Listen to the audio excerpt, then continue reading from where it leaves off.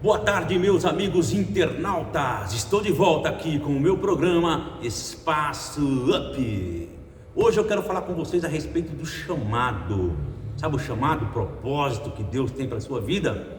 Então, é sobre isso que eu vou falar hoje, ok? Só que antes de tudo, você vai dar um like aí no vídeo e compartilhar. Vamos alcançar outras pessoas aí? Se você ainda não é inscrito no meu canal, se inscreva agora aí, dá uma moral para mim aí, ok? Vamos lá então? Então vamos lá, tá? Eu vou pegar aqui a Bíblia, eu quero ler um texto para vocês, que eu anotei aqui, que está em Hebreus capítulo 12, Hebreus 12, isso aí, Hebreus capítulo 12, vou achar aqui rapidinho, Hebreus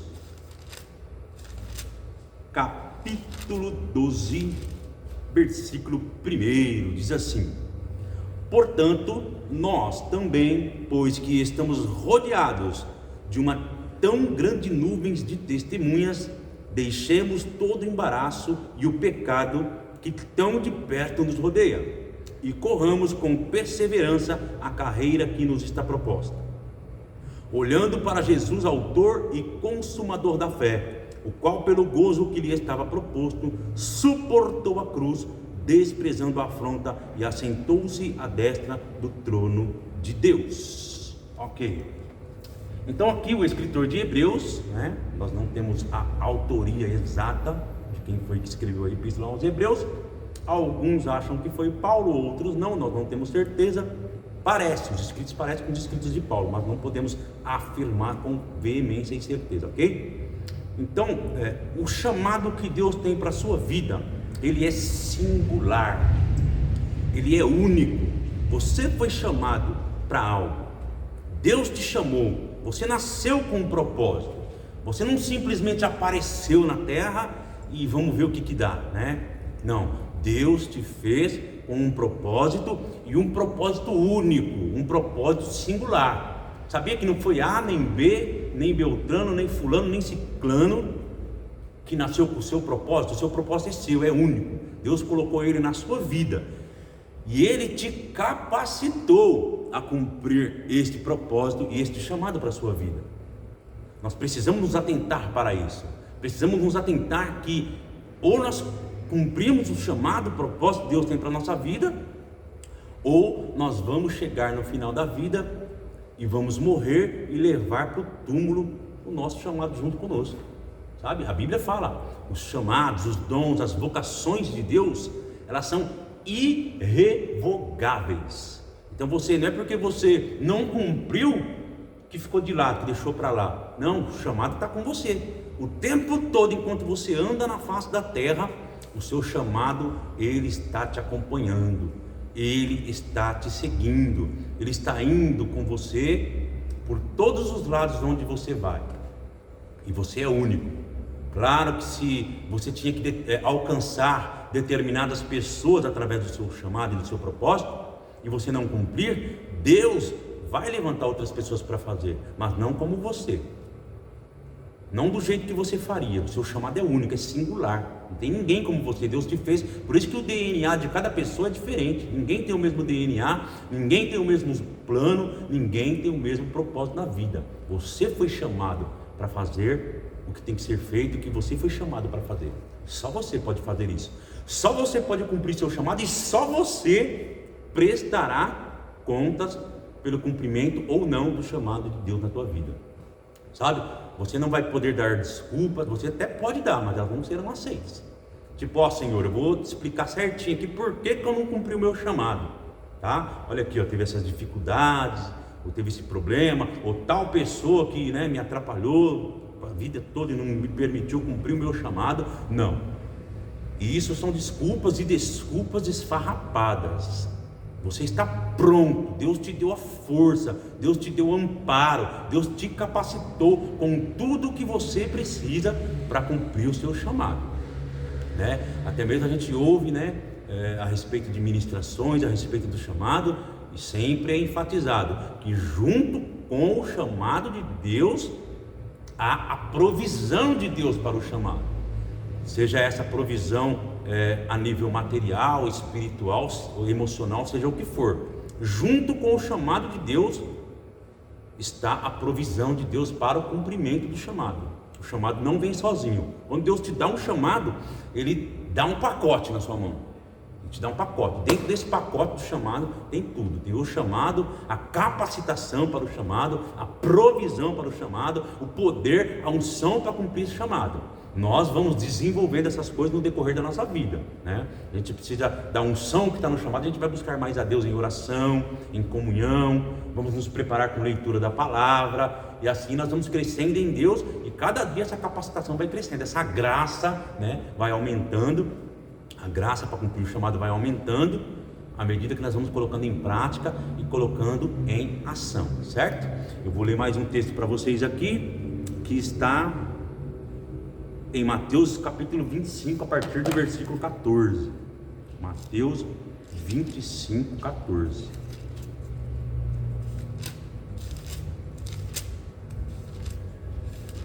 Nós vamos ler aqui a parábola dos talentos, né? Deus colocou alguns talentos na vida das pessoas e algumas pessoas não cumpriram, não colocaram, né, em prática esses talentos, e ao passo que outras pessoas sim. E Jesus aqui nesta parábola, ele está nos narrando a respeito disso, ok? Com relação ao chamado de Deus para a sua vida, ao propósito que Deus tem para você, você precisa fazer da melhor maneira. Você precisa ser o melhor, tá? Quando eu falo de ser o melhor, precisa ficar bem claro que no tocante a isso, você não vai competir com outras pessoas. Ah, eu vou ser melhor que o fulano e que o ciclano. Não, o chamado de Deus para a sua vida, ele é único. Entende? Isso traz força para você, otimismo e inspiração, saber que o meu chamado não depende do A ou do B, sabe? Eu não estou competindo com a outra pessoa. Por isso que é importante a gente colocar azeite na lamparina do outro, né? Do nosso amigo ministro, de alguém que a gente está vendo que está fazendo algum trabalho, elogiar, fazer com que aquela pessoa cresça. O fato de você fazer com que aquela pessoa cresça, ela não está crescendo mais que você. O seu chamado é individual. Pode ser que ela cresceu mais, que ela se desenvolveu mais, mas é no chamado dela, tá? Se eu apagar o brilho da lamparina do meu próximo, do meu amigo ministro, isso não vai trazer mais brilho para mim. Eu não estou competindo com ele. O meu é meu, por isso que eu não tenho medo. Eu tenho total confiança no chamado que Deus tem para minha vida. Eu gosto de colocar um gás no outro ministro, no outro colega de trabalho, no outro cara que está fazendo algo, na outra pessoa que está fazendo algo. Eu coloco um gás. Não depende de se ele vai crescer, mas não estou competindo com ele. Aliás, quando você faz isso, até semeando. Se você semear, você vai trazer para a sua vida mais, né, coisas boas ainda. E Deus vai te ajudar, te capacitar cada vez mais a cumprir o seu chamado. Você não está competindo com a pessoa do lado. Só que você tem que ser o melhor, mas não melhor que ele ou que ela. O melhor que você, o melhor de você tem que dar. Você tem que competir sim, com você mesmo a cada dia. Por quê? Porque as coisas da vida vêm para nos parar. Você não viu o texto que nós lemos em Hebreus? Que pesos, pecados, coisas querem nos parar, querem nos embaraçar, e essas coisas vêm realmente para tirar o nosso foco, tirar a nossa força, tirar o nosso ânimo, e você sabe disso. Então você precisa começar a cortar, começar a prestar atenção na sua vida, ver o que está te paralisando, o que está te parando, o que está te fazendo ser vagaroso no cumprimento do chamado ou do propósito de Deus para a sua vida. E aí você vai eliminando essas coisas e vai avançando. Você precisa ser o melhor, precisa desejar ser o melhor. Né? No mundo profissional, por exemplo, as pessoas elas querem ser o melhor naquilo que elas fazem. A Bíblia fala para nós não fazermos a obra de Deus de maneira relaxada, né? Ou relaxadamente. Então você precisa, a cada dia, eu fui chamado para pregar o Evangelho, fui chamado para ser um pastor, um diácono, um obreiro, né? Um ministro da palavra, eu vou me esmerar nessa obra. A Bíblia fala assim em Provérbios: veja um homem que se esmera na sua obra. Este homem será colocado diante de reis. Entende? Nós precisamos nos esmerar no trabalho, na obra, no propósito, no chamado que Deus tem para a nossa vida, e desejar ser o melhor. Eu quero ser o melhor, eu quero crescer mais. Eu fui chamado para ser um pregador do Evangelho, eu fui chamado para ser um ministro da palavra. O meu trabalho, o meu chamado principal, a principal coisa que eu fui chamado para fazer nesta vida é pregar a palavra de Deus, é inspirar pessoas, é levantar pessoas. Então eu preciso me esmerar no estudo da palavra, na vida de comunhão com Deus, né? E sair e fazer, tocar realmente as pessoas. Eu quero ser o melhor nisso. Eu quero ser acima da média, não competindo com outros, competindo comigo mesmo. Eu preciso ser o melhor. Eu preciso cada dia ser um pregador melhor. Eu preciso cada dia me esmerar no estudo da palavra, crescendo em graça e conhecimento, e alcançar cada vez mais pessoas, e trazer cada vez mais pessoas para o reino de Deus, para a salvação, levantando, inspirando pessoas, fazendo com que pessoas tenham prazer na vida, né? Esse é o meu alvo, esse é o desejo do meu coração com relação ao chamado de Deus para a minha vida. Vamos ler aqui em Mateus capítulo 25, versículo 14.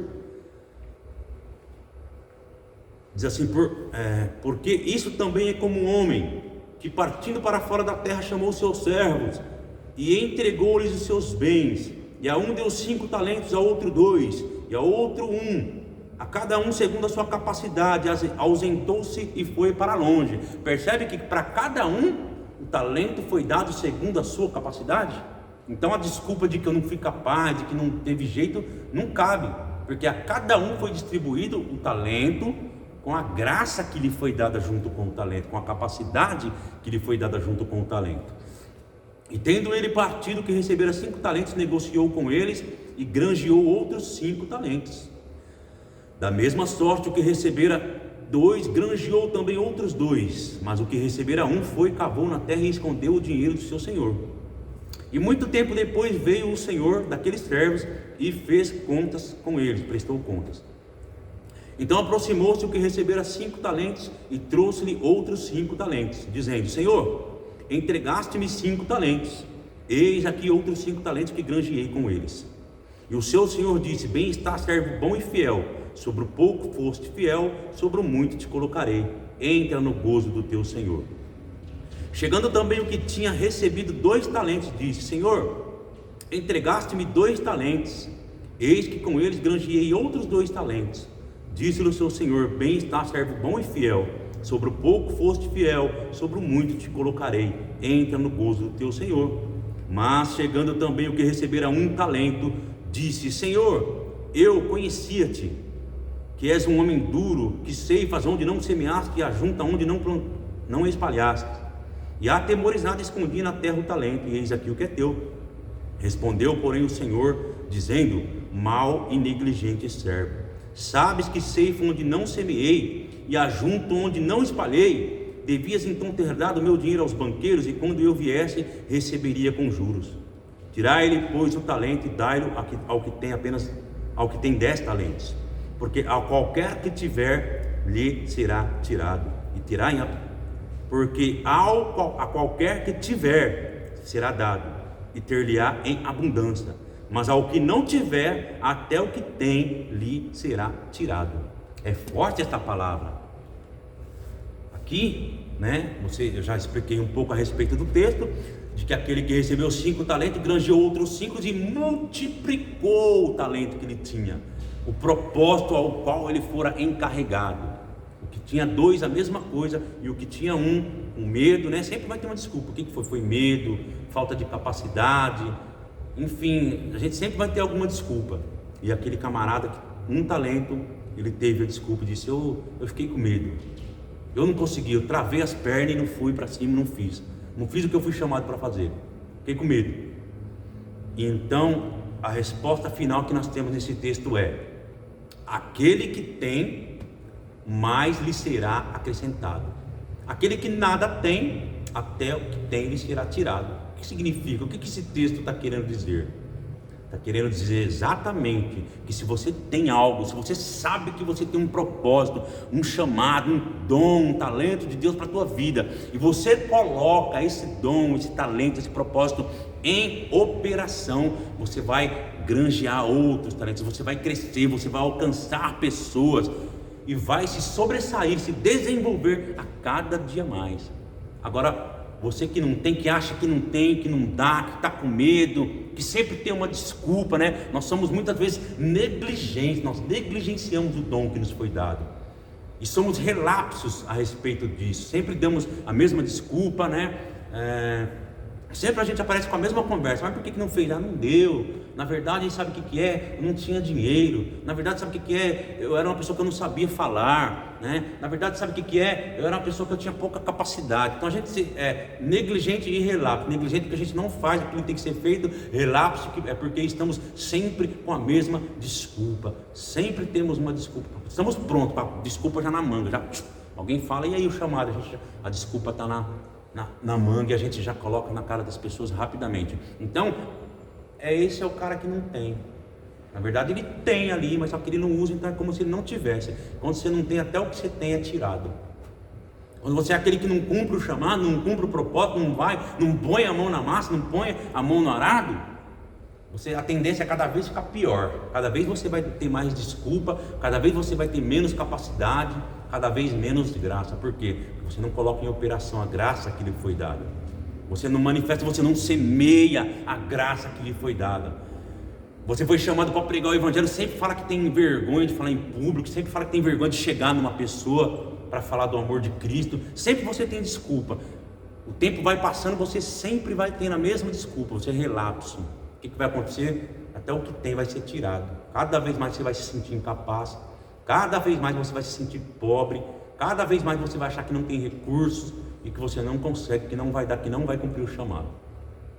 Ao passo que aquela pessoa, que ela fala, não, eu chamei, eu tenho pouco, mas o pouco que eu tenho é isso. Eu tenho aqui que eu posso estar nas praças falando do evangelho, eu posso estar no meu trabalho falando do evangelho, eu posso realizar, eu posso fazer. Essa pessoa que tem, ela multiplica e cada vez ela vai ter mais.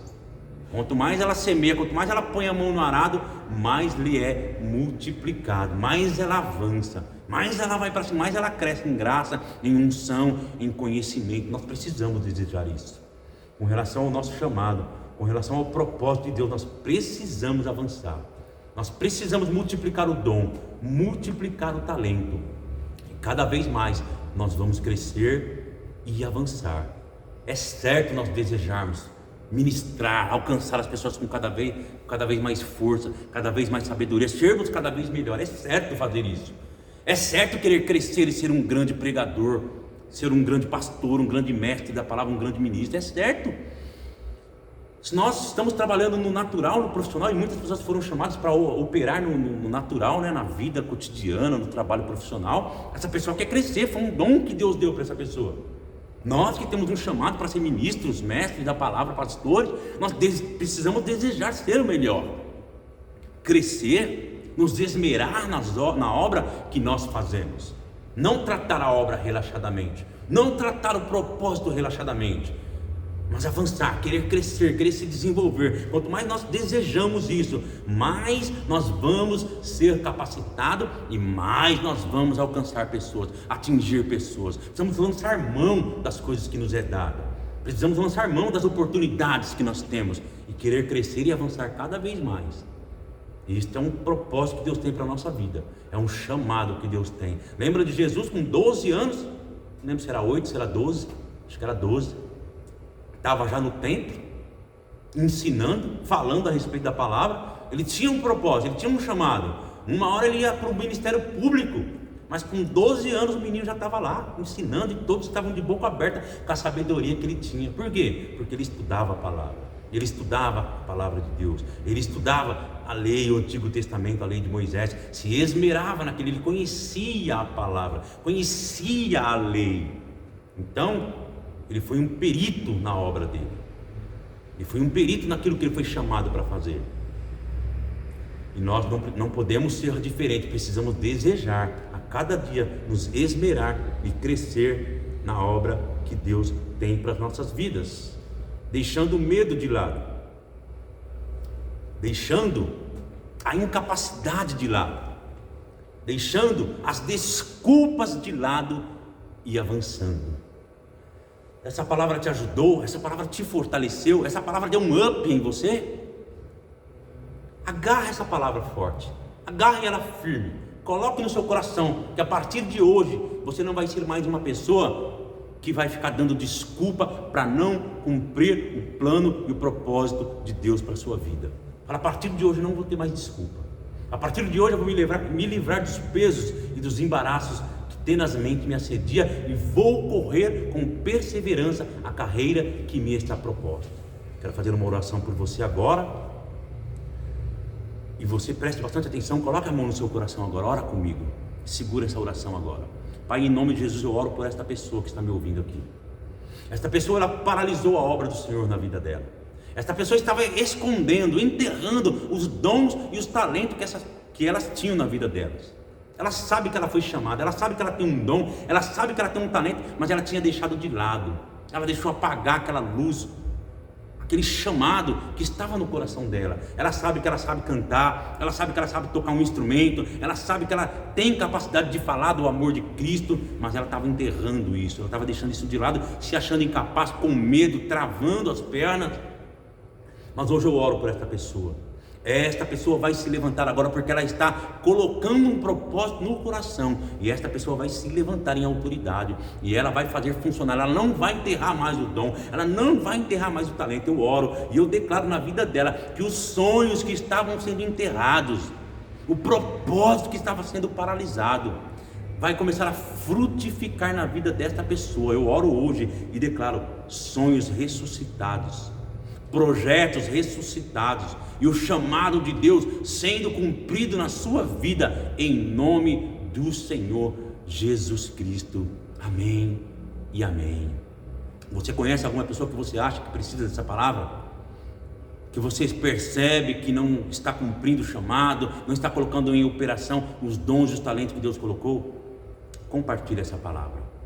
Dá um seu like no vídeo. Tem alguma coisa para comentar a respeito dessa palavra que foi ministrada? Comenta aí, e se inscreva no meu canal para dar uma fortalecida, amém? Um beijo no seu coração e fica na paz, amém e amém.